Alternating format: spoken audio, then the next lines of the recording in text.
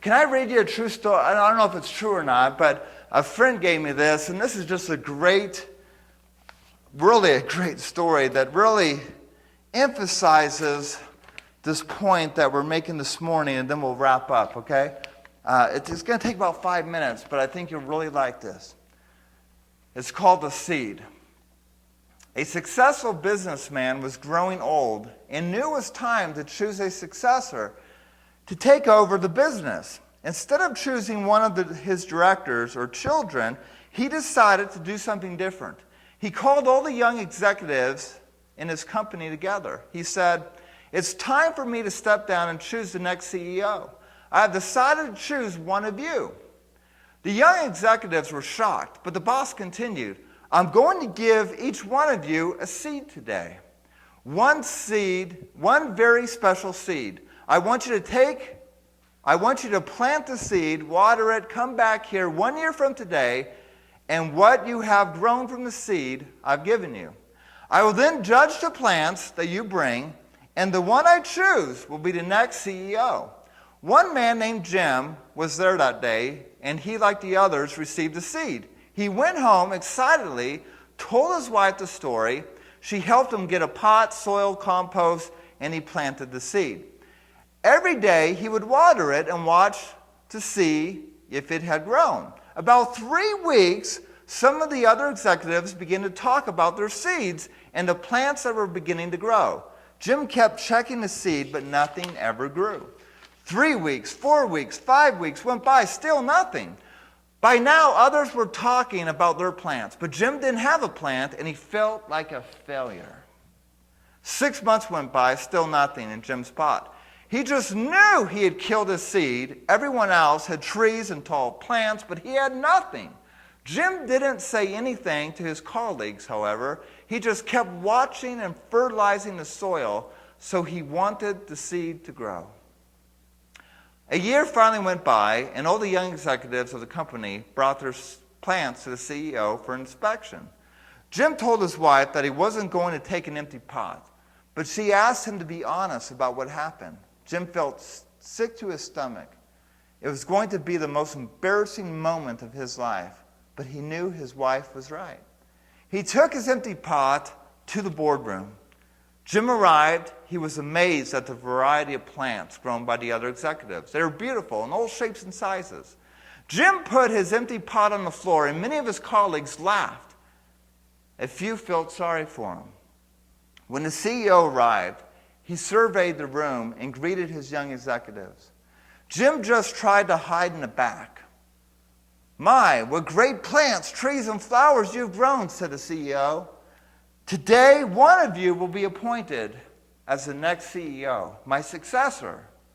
All of a sudden, the CEO spotted Jim in the back of the room with his empty pot. He ordered the financial director to bring him to the front. Jim was terrified. He thought, the CEO knows I'm a failure.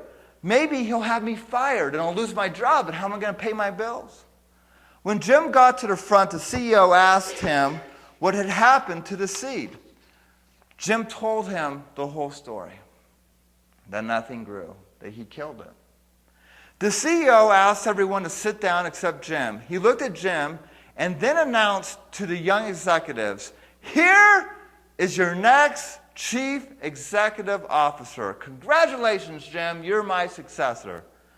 Jim couldn't believe it. Jim couldn't even grow his seed. How can he be a CEO and grow a company, he thought. Then the CEO said, "1 year ago, I gave everyone in this room a seed.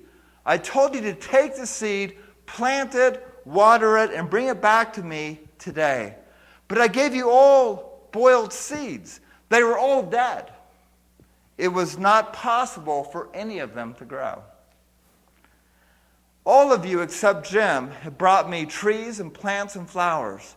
When you found that the seed would not grow, you substituted another seed for the one I gave you." Jim was the only one with the courage and honesty to bring me a pot with my seed in it.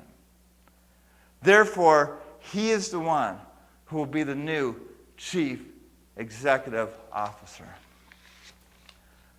I don't know if you've listened to that story intently, but if you did, then you already know what I'm about to say. God's given you a seed. And that seed contains your temperament, your personality, your spiritual gifts, who you are, who you're not. It also contains the spouse he gave you, everything in life he's given you. And some of us are so discontent with our seed, we're trying to grow another.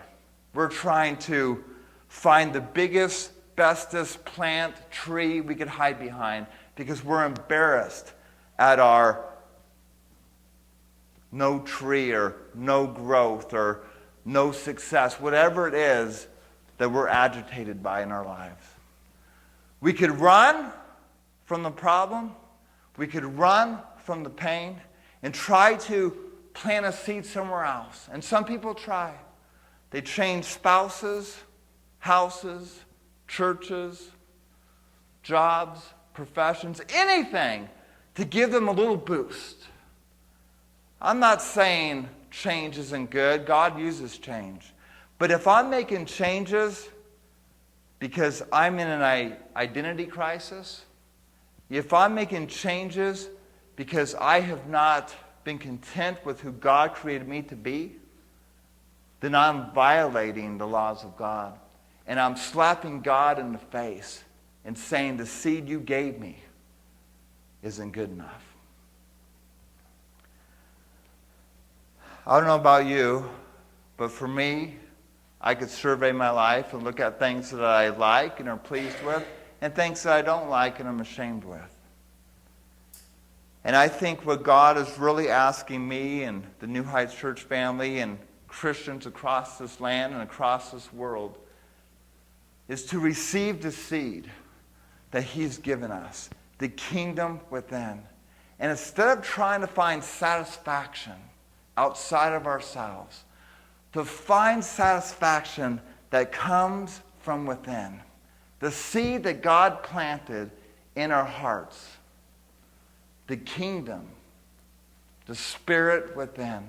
And once we open the eyes of our heart and acknowledge that God's kingdom is within us, that the fullness of the Spirit dwells there, we'll start to tap into the fruits of the Spirit: love, joy, peace, patience, kindness, goodness, gentleness, and self-control. And when you tap into all that good stuff, you don't have to change the external circumstances anymore.